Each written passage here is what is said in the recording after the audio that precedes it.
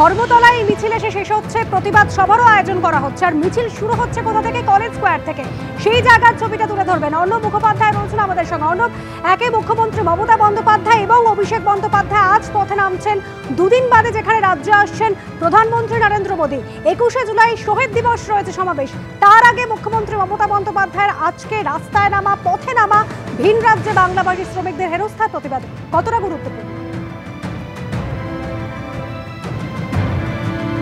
একদমই তোমাকে দেখিয়ে দেবো যে এখানে মঞ্চ তৈরি করা হয়েছে, একদম কলেজ স্কোয়ারের যে গেট, সেই গেটেতে কিন্তু মঞ্চ তৈরি করা হয়েছে এবং এখান থেকে মিছিল শুরু হবে। এবং এখান থেকেই কিন্তু যেমনটা জানা যাচ্ছে, প্রথমে এই যে মঞ্চ রয়েছে, এই মঞ্চ থেকে তৃণমূলের যারা নেতৃত্ব আছেন তারা তাদের কিছু বক্তব্য রাখবেন। তবে এখান থেকে মূলত মিছিলটাই শুরু হবে।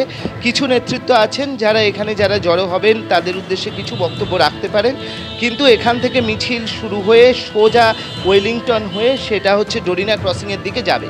অন্যদিকে এখানে যে হোর্ডিংগুলো দেওয়া হয়েছে খুব স্পষ্ট, বাংলা ভাষার সম্মান, বাংলার সম্মান, ভিন রাজ্যে বাংলাভাষীদের ওপর বিজেপির অমানবিক অত্যাচার ও বাংলা বিদ্বেষ ষড়যন্ত্রের বিরুদ্ধে মহামিছিল। অর্থাৎ যে বাঙালি সেন্টিমেন্ট, সেই বাঙালি সেন্টিমেন্ট নিয়েই কিন্তু আজকের এই মিছিল, যাতে মমতা বন্দ্যোপাধ্যায় নেতৃত্ব দেবে। আমরা জানি যে সামনেই রয়েছে 21শে জুলাই, রয়েছে তৃণমূলের অপর একটি বড় কর্মসূচি, সেই কর্মসূচি রয়েছে। কিন্তু তার আগেও মমতা বন্দ্যোপাধ্যায়কে এই সেন্টিমেন্টে নামতে হলো। তুমি দেখো, একটা জিনিস দেখাবো যে পুলিশ কর্মীরা যারা রয়েছেন তারা যেরকম নিরাপত্তার বন্দোবস্তের জন্য তারা কিন্তু এখানে দূরবীনও ব্যবহার করছেন এবং এখানে প্রচুর পুলিশ দেওয়া হয়েছে, রাস্তাগুলো কিন্তু গার্ড করা হচ্ছে।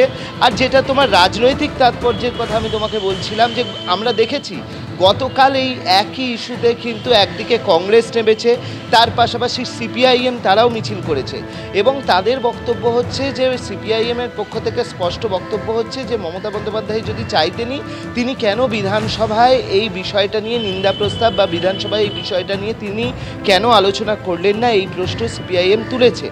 অন্যদিকে তৃণমূল কংগ্রেসের পক্ষ থেকে কিন্তু বলা হচ্ছে, যেভাবে দেখা যাচ্ছে ওড়িশা থেকে শুরু করে বিভিন্ন বিজেপি শাসিত রাজ্যগুলোতে বাংলাভাষীদের ওপর তাদেরকে এবং বাংলাদেশিদের এক করে দেওয়া হচ্ছে, তাদেরকে ডিটেনশন ক্যাম্পে নিয়ে যাওয়া হচ্ছে।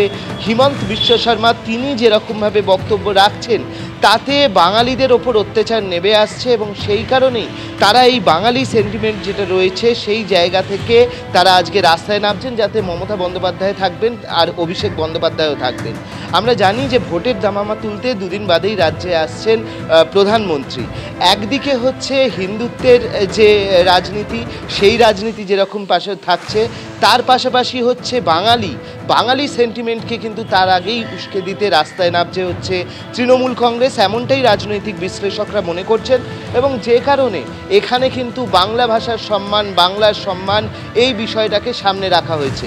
এবং অদ্ভুতভাবে যে তৃণমূল কংগ্রেস যে ইস্যুতে তারা আজকে রাস্তায় নামছে, তার আগের দিন কিন্তু দেখা গিয়েছে যে কংগ্রেস এবং সিপিএম তারাও একই ইস্যু নিয়ে রাস্তায় নেমেছেন এবং তারা আক্রমণ করেছেন বিজেপি এবং আরএসএসকে। তার পাশাপাশি তাদের আক্রমণের তীর ছিল তৃণমূলের দিকেও, তার কারণ কেন বিধানসভায় নেওয়া হলো না।